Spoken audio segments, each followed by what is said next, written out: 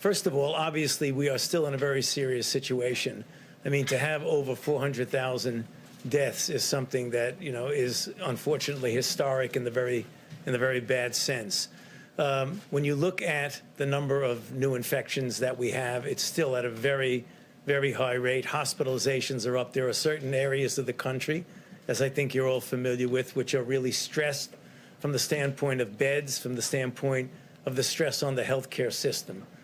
However, when you look more recently at the 7-day average of cases, remember, we were going between 300,000 and 400,000 and 200,000 and 300,000.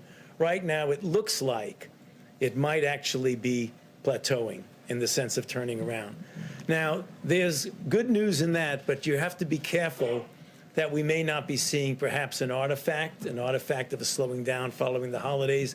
So when we see that, we think it's real.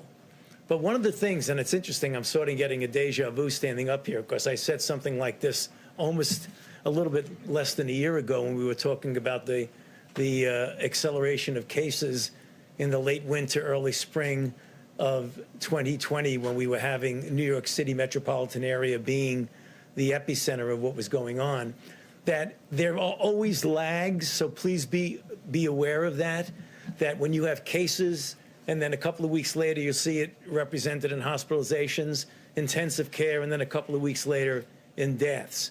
So you have almost a paradoxical curves where you see something plateauing and maybe coming down at the same time as hospitalizations and deaths might actually be going up. So this is something that I just put on your radar screen.